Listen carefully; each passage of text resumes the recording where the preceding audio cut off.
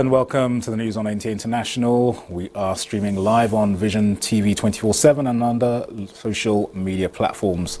On your screen, I am Dennis Adegunloye. The headlines. Australia, Sydney, Pacific Islands welcome 2024 amid fireworks.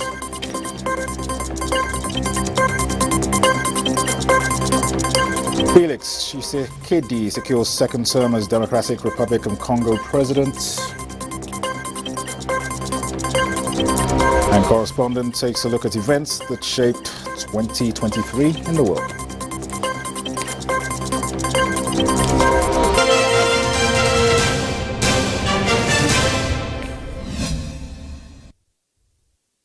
Governors from the north-central part of the country have decided to intervene in the recent crisis leading to the loss of lives in Plateau State towards finding a permanent solution. Nasarawa State Governor and Chairman North Central Governors Forum, Abdullahi Sule, and his counterpart from Niger State, who were among the guests of President Bola Tinubu in Lagos, told State House correspondents about their decision. Governor Sule said that the governors will meet with the victims and other critical stakeholders involved in the Christmas Eve incident. We are going to use the opportunity also to talk to some major stakeholders and major actors in these issues of the Plateau, and this is not the first time. So I think Mr. President wants to know more details about it, and I'm sure that the Vice President visited and he was able to get a lot of information, and we are also going to visit, and we will talk to probably different kind of people, at the different level, and we'll be able to get more information that will fit Mr. President with for him to take proper action about what is happening on the Plateau. But the most important is that we need to start discussion. We need to start talking to each other as a people. We need to discuss. So we need to bring initiatives of forums that will bring out people voices to be heard. A lot of these issues are just ethnocentric and also farmer-herder clashes, just little interest. So we're sure that we'll come to the bottom of this. President Bola Tinubu will make a broadcast to the nation on Monday, January 1st, 2024 at 7 a.m. local time. Statements from the Special Advisor to the President on Media and Publicity, Ajuri Ngalale, says television, radio stations and other electronic media outlets are to hook up to the network services of the Nigerian Television Authority and the Federal Radio Corporation of Nigeria for the broadcast. As people around the world prepare to welcome in 2024, the Republic of Kiribati, Sydney, Australia, and the Pacific Island nations of Samoa and others have already welcomed 2024. Kolo Mohammed tells us more. Millions across the world are getting ready to celebrate the new year, with the First Nations already welcoming the start of 2024. The nation of Kiribati is in the Micronesia sub-region of Oceania in the Central Pacific Ocean and is ahead of all other countries in terms of time zones. Kiribati celebrated the New Year at 3:30 p.m. Indian Standard Time, well ahead of the rest of the world. With a sizable population, it sits on the equator and international dateline SAC, while the rest of the world awaits the transition from 2023 to 2024. Kiribati has already begun the new year. Kiribati attracts the majority of attention only around the new year, as curiosity drives people to seek out locations that are far ahead in time. The Chatham Island, part of New Zealand, are the second in place to ring in the new year, only 15 minutes after Kiribati Island. Similarly, Sydney in Australia also joined the ring of the new year, with an epic 15-minute fireworks show watched by thousands around the harbour.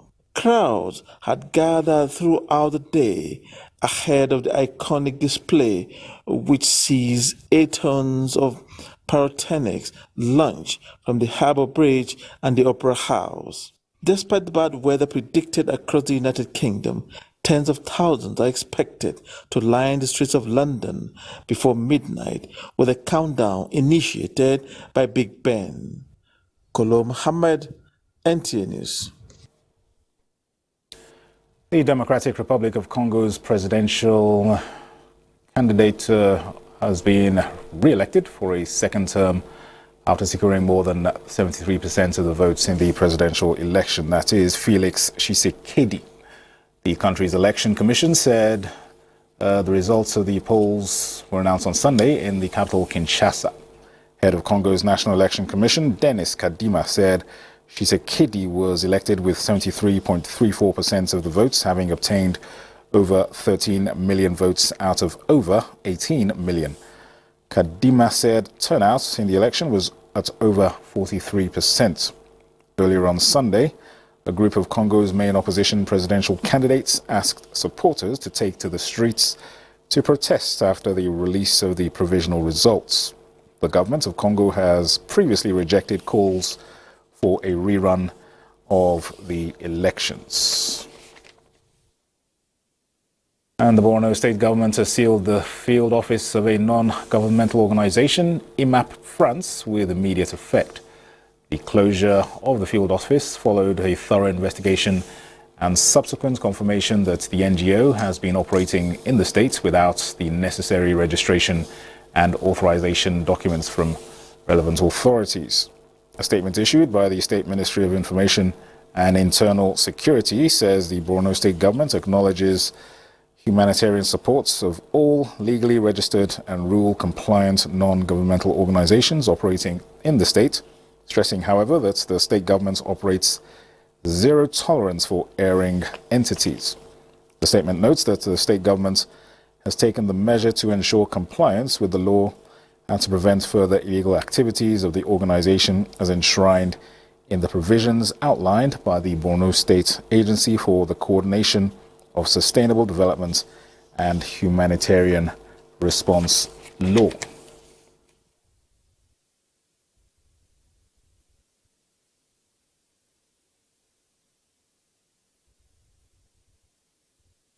The political landscape in Nigeria witnessed a significant milestone in 2023 that will certainly continue to shape the country's social and economic developments going forward, with the election of Bola Tinubu as president of the most populous African nation.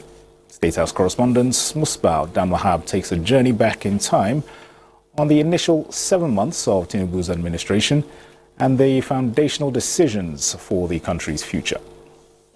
In our midst, the president-elect. Year 2023 produced the 16th leader of Nigeria as the country advances in its democratic journey. Bola Ahmed Tinubu officially got the top job of the country on May 29, but nothing else announced its emergence louder than the significance of the immediate policy decisions he pronounced. The fresh subsidy is gone. Daring and shocking, the decision has come with ripple effect on the socio-economic activities and Nigerians bearing the brunt. But obviously non-oblivious of the consequences, the current administration believes this was necessary to navigate the country's ship from the obvious path of doom it was headed. Can we continue to service external debts with over 90% of our revenue? It's a path to destruction. We cannot continue that. We have to make hard decisions. But then, the hard bill of subsidy removal, as well as the effort on the harmonization of the multiple foreign exchange, have earned local and international applause as President Tinubu leads his team on marketing drive around the world. From New Delhi, India to Saudi Arabia, Germany, and most recently United Arab Emirates, the chief marketer of Nigeria has continued to propagate his country's readiness for business, conversing foreign direct investments needed to bolster local economy. Don't be frightened about investments in Nigeria. Bring it on. I have a team, and I am the captain of that team. I assure you, we solve problems. For you to take that head on and create a single foreign exchange rate and create an atmosphere where foreign investment can feel comfortable coming in. Because if you invest and can't take your money out, it becomes a big dampener. You understand that, and you took a very important step in that regard. While Indian investors have agreed to double the existing trade volume, arrangement is almost concluded to set up a business council that will coordinate the potential surge of Saudi's investments in Nigeria.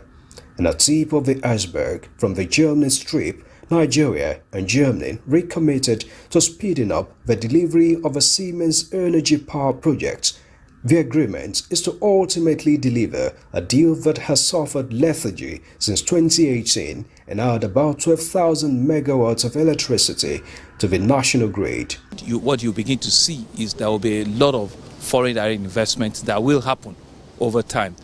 So it's not going to be easy immediately, but I believe that if we are patient and if we go through the policies without compromising, that over time things will turn around.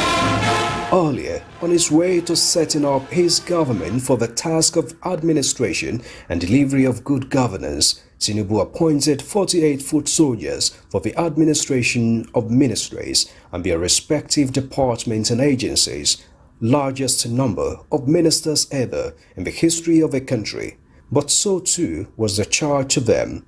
The ministers agreed to a performance bond with a presidential policy coordination, evaluation, monitoring, and delivery units in place to keep track. If you are performing, nothing to fear. If you miss the objective, we review. If no performance, you leave us. Apparently, year 2023 has been a foundational year for the administration, taking Nigerians on a journey through the tunnel with hope renewed to see the light in the years ahead. Musbao Dan Wahab, NTA News. Well, the Parliament unarguably plays a vital role in stabilizing the polity in representative democracies across the globe. In Nigeria, for instance, this arm of government has been living up to its constitutional responsibilities since the return of democracy in the country 24 years ago.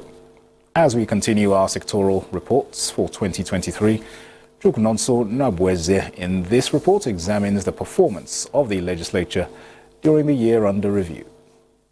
The legislature's constitutional mandate of lawmaking, representation as well as oversight of agencies of the other two arms of government, the executive and the judiciary, has since 1999 been deepening democratic principles in Nigeria. The 10th National Assembly, though inaugurated halfway into 2023, maintained this trajectory, culminating in the adoption of numerous motions and resolutions as well as passage of bills, which includes but not limited to passage of the 2024 Appropriation Bill, the accelerated passage of the amended 2023 Appropriation Act, as well as the 2023 Supplementary Appropriation Act, channeled to the provision of additional palliatives to cushion the effects of fuel subsidy removal, provision of funding for wage award to civil servants, cash transfer to the most vulnerable, in addition to investment in infrastructure, amongst other legislations. Investigative hearings, screening and confirmation of appointees of the president, including ministers, service chiefs, heads, board members and management team of various federal government agencies, and approval of 11 new justices to serve at the nation's apex court were other milestones recorded by the legislature in 2023. This is something very important, and a lot of issues that are born in respect of international and multilateral relationships comes to the Senate and it was dealt with. And also most of the bills and motions that were passed during the just 6 months of our tenure, I think is very important development. In terms of discharging our legislative duties accordingly, I would say it's quite excellent. So far, the House has fared well under this legislative year, and the Speaker is really doing everything he can to make sure that we give Nigerians something that they deserve, something that is worthwhile. This 10th Assembly has a lot to do for this country. All we need is patience and the support and the understanding of the populace.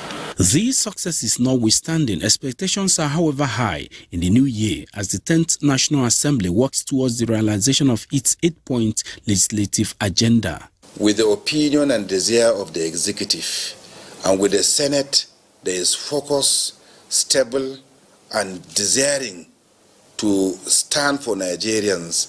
I believe that the combination will be excellent. We urge the critical stakeholders of this country, political leaders, civil society organizations, and security agencies to collaborate with the 10th Assembly by bringing out some very important issues that need to be addressed so that we can achieve a successful assembly. We have already blended with our ranking colleagues, and going forward by 2024, a lot will be done. You see the quality of people we have in the National Assembly. You see people speaking out, people criticizing objectively the budgets and making strong input. That is the way a National Assembly should function. So I see us, riding on a greater momentum in the next coming year. The cordial relationship between the legislature and the executive in 2023, many believe, is unprecedented and should be encouraged without undermining the principles of separation of power and independence of each arm of government. Chukwunonso Nwabweze, NTA News. Watching the news on NTA International. More reports after this break. Stay with us. Welcome back. The decline in global democracies characterized 2023 for some countries around the world, with the ousting of sitting presidents, war, displacement of people, hunger and crimes trending all over and throughout the year. And while countries around the world battle these challenges, the impact of climate change continued to stare in the faces of world leaders, with the 2023 regarded as one of the warmest years on the planet. Charles Arthur tells us how it's all unfolded. Optimists initially predicted a fourth wave of global democratic expansion, but that prediction was a bust in the air in 2023.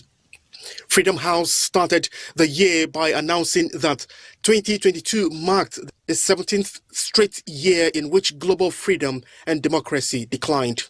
As if to prove the point, Africa's coup epidemic continued. In July, Nigeria's military ousted the country's democratically elected president. Neighboring states threatened to intervene if the coup wasn't reversed, but the military juntas running Mali and Burkina Faso threatened war in response. All is not lost yet. We have reaffirmed our commitment to the people of Niger. No option is taken off the table. 30 août 2023. In August, Gabon's military took power and made promises to eventually hold elections. Elsewhere, a new progressive party won the most seats in Thailand's May election. However, a backroom deal produced a pro-military government that left the election's biggest winner on the outside looking in. For India, its government continued to use the law and intimidation to silence critics, and many other democracies restricted freedom of expression. The trends of candidates claiming they would lose their elections only if the votes were rigged continued. Far-right parties fared well across Europe, reviving memories of how European democracies collapsed a century ago. Guatemala's Attorney General tried to keep the country's president-elect from taking office, while Peru's Attorney General used corruption investigation to pressure lawmakers to help her allies. Donald Trump called his opponents vermin, saying that he would not be a dictator except for one day, and suggested he would use the presidency to target his political enemies. The threats by Trump only intensifies the calls to exclude him from the 2024 US elections. All in all, not a good year for democracy. 9, 8, 7, 6, 5, 4, 3, 2, 1, 0.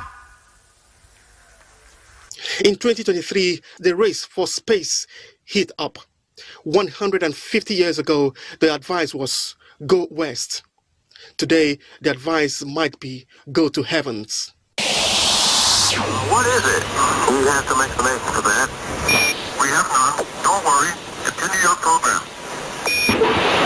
Oh boy, it's really something that was fantastic. You couldn't even imagine this. Roger, we know about that. Then you go the other way. Go back the other way. Well, that's kind of pretty spectacular. God. Both countries and companies are making big bets on space. 77 countries have space agencies. 16 countries can launch payloads into space. The moon has been of particular interest. Russia's moon efforts ended in disappointment in August when its lander crashed into the moon's surface. Days later, India became the fourth country to land an unnamed vehicle on the moon and the first to do so near the moon's south polar region. 2 weeks later, India launched a mission to study the sun. China and the United States also have ambitious moon programs with NASA, aiming to return astronauts to the moon by 2025. These and other space-related efforts are fueling concerns that geopolitical rivalries will lead to a militarization of space. The surge in interest in space has also highlighted the lack of rules governing space operations. Also, 2023 was regarded as the warmest year on planet, with Earth drifting towards a tipping point if nothing was done. Desertification, drought, earthquake, wildfire, rise in sea levels, eruption of volcanoes, and heat waves constituted big challenges for countries around the world, particularly developing countries. And when leaders gathered for COP28 in Dubai, United Arab Emirates, the search for solution topped the agenda. Bold action on keeping temperature at or below 1.5 degrees Celsius was agreed. Gradual phasing out of fossil fuel, tripling global renewables, and doubling energy capacity for all were part of resolutions in an effort to combat this escalating climate change. Charles Alpha, NTA News. And in a year dominated with coups and threats of coups, 2023 was an eventful one for the ECOWAS sub-region. Despite the sounds of political turbulence, there were cheery developments, especially for the ECOWAS Commission, as it took many steps towards the realization of the Regional Agenda 2050. Kelvin Evonaye reports. Political instability is the biggest threat to development, either at the country or regional level. That was the loss of ECOWAS in 2023. The most challenging one being the coup in Niger. It came at a time the president of Nigeria, Bola Tinubu, was just settling down as the chairman of ECOWAS, and he showed leadership as the regional bloc battled to restore democratic rule in Niger Republic. I want us to be strong, forceful, and resolute about the survival of Bassum, as well as the freedom and restoration of the constitutionally elected body in the Niger Republic. But no more time for us to sign a warning signal. It's time for action, and we should walk our talks. With the junta in Niger now ready for transition program for the country, faithful attempts in Sierra Leone and Guinea-Bissau, the regional bloc has its work cut out for it. At the time when the Niger crisis actually happened, there was a lot of pressure from the West, from everywhere, basically asking Nigeria to, try to use a military solution and some other drastic measures to see that Niger returns to democratic rule. But the president, being an experienced politician, and of course understanding the history of the relations between Nigeria and Niger, felt, which is what has happened now, that the diplomatic solution was the best in resolving that crisis. And I think that we're making progress at this particular point in time. Many countries are landlord countries, and they have peculiar problems, and therefore must be solved peculiarly. We have to be look into them quite critically.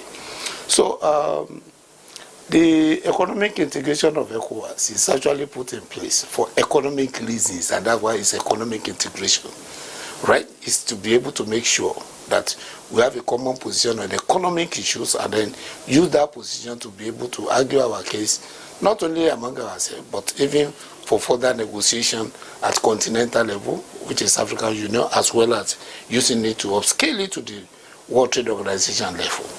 But because of this political development, it has actually taken to the extent that the 64th session of the head of state, which occurred just on the 10th of this month, the month of December 2023, when looking at the figures which they told us, they said that the region as a whole, actually the growth rate reduced to 3.7. It was not all crisis in 2023, as the ECOWAS Commission received impetus to march faster towards the actualization of its Agenda 2050, with more funding coming from the European Union and the German government. The electricity linkage, we will be inaugurating the ICC in Cotonou. This is the link of electricity power production in West Africa, and the center will enable West Africans to trade electricity supply, and that infrastructure has been developed in close partnership with our European Union friends, including, of course, Germany. The ECOWAS Regional Electricity Project was inaugurated in Benin Republic, designed to launch the sub-region into a superpower highway to boost economy of member countries. In Abuja, Kelvin Ewonwaye, NTA News. Let's now get a check on the weather prospect for Monday in Nigeria and other world cities.